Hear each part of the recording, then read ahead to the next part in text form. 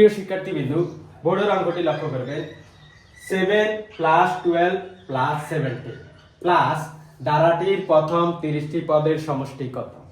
7 এর পরে 12 পাঁচ পার্থক্য, 12 এর পরে 70 পাঁচ পার্থক্য, এভাবে পাঁচ পাঁচ পার্থক্য করে 30টি পদ লিখব। এই 30টি পদের সমষ্টি কত মূলত অঙ্কে এই বিষয়টা জানতে চাওয়া হয়েছে। তো যেহেতু 30টি পদ লিখে তারপরে যোগ করা অনেক সময় সাপেক্ষ বিষয় এবং কষ্টসাধ্য, তো সূত্রের সাহায্যে কিভাবে সহজে নির্ণয় করা যায় সেটা আজকে দেখাবো। এটা নবম দশম শ্রেণী বইয়ের একটা জেনারেল ম্যাথের ধারার একটা অঙ্ক। এটা বিভিন্ন নিয়োগ পরীক্ষায় আসছে, আপনারা দেখেন। আমি তাহলে কোন একটি ধারার যদি শেষ পদ দেওয়া না থাকলে সমষ্টি নির্ণয়ের সূত্র হচ্ছে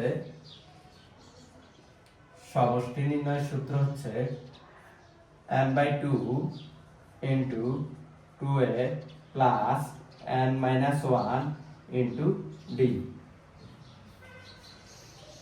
n/2 into 2a plus n-1 into d।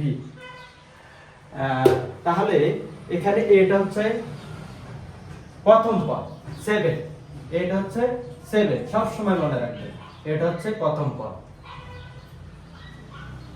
তারপর কি পাই আমরা? n, nটা হচ্ছে পদ সংখ্যা। পদ সংখ্যা কয়টি? মোট 30টি পদ লিখতে বলছে না, 30টি পদের যোগফলে তো পদ সংখ্যা n সমান হচ্ছে 30, পদ সংখ্যা 30। ডিটা দেখি, ডিটা সব সময় অন্তর পার্থক্য, 12 থেকে 7 এর পার্থক্য অথবা 17 থেকে 12 এর পার্থক্য।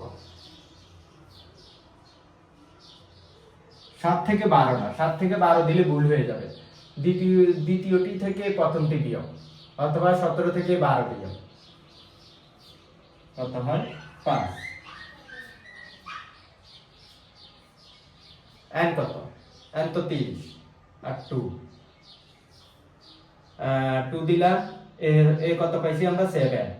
আর প্লাসের প্লাস, n হচ্ছে 30 আর 1 আর d পার্থক্য কত? অন্তর হচ্ছে 5 লিখলাম। দেখেন এটা দিয়ে এটার কাটলে কত পাই আমরা? 15 পাই। 15 7 দিয়ে 2 কে গুণ করলে 14, তারপরে 30 থেকে 1 গেলে 29 into 5। দেখি 15 14 আর 29 থেকে পাইলে 5 10 145। 15 গুণ এটা যোগ করলে কত হয়? 159। 15 এ 159 দিয়ে গুণ করলে কত হয়? ওটা হচ্ছে আনসার। 15 এ 159 দিয়ে গুণ করলে মনে হয় 2385 হয়। তাহলে শেষ পদ দেওয়া না থাকলে, কোন একটি সমান্তর দ্বারা শেষ পদ দেওয়া না থাকলে, তখন আমরা এই সূত্রটি অ্যাপ্লাই করব। দেখেন এভাবে মোট 30টি পদ লিখতে হবে। ওই 30টি পদের যোগফলটাই মূলত জানতে চাওয়া হয়েছে।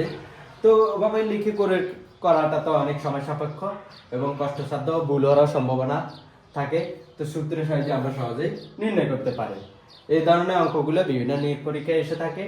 এই অঙ্কটা বিভিন্ন নিয়োগ পরীক্ষায় আসছে। আর সমান্তর দ্বারা থেকে BCS প্রশ্ন এসে থাকে। এছাড়া ব্যাংক সহ অন্যান্য গুরুত্বপূর্ণ সরকারি নিয়োগ পরীক্ষায় আসে। আপনারা সমান্তর দ্বারার অধ্যায়টা অতি গুরুত্বের সাথে যত্ন সহকারে খাতায় নোট করে রাখবেন। আর বেসিক বুঝে করবেন। বেসিক বুঝে করলে কোনো অঙ্কে আপনার ভুল হওয়ার চান্স থাকে না, ভুলে যাওয়ারও চান্স থাকে না। পরীক্ষার আগ মুহূর্তে যদি আপনি করে নাও যেতে পারেন, পরীক্ষার হলে আপনি ঠিকই করে আসতে পারবেন। এর জন্য আমি সবসময় বলি বেসিক বুঝে করেন, কোনো শর্টকাট নিয়ম অনুসরণ করবেন না। শর্টকাট নিয়মগুলো এই আছে এই নাই, একদিন পরে 2 দিন পরে আপনি ভুলে যাবেন। এগুলো আপনাকে অনেক হ্যাসেল করবে, অনেক জ্বালা যন্ত্রণা দিবে। সো বেসিক বুঝে করেন, একটু সময় লাগলো। বেসিক বুঝে যখন আপনি করবেন, আপনি বিভিন্ন অ্যাঙ্গেলে বিভিন্ন শর্টকাট নিয়মগুলো আপনার মাথায় এসে ভর করবে। আপনি যে কোনো আপনার মনের মতো করে যে কোনো শর্টকাট নিয়ম তৈরি করে নিতে পারবেন।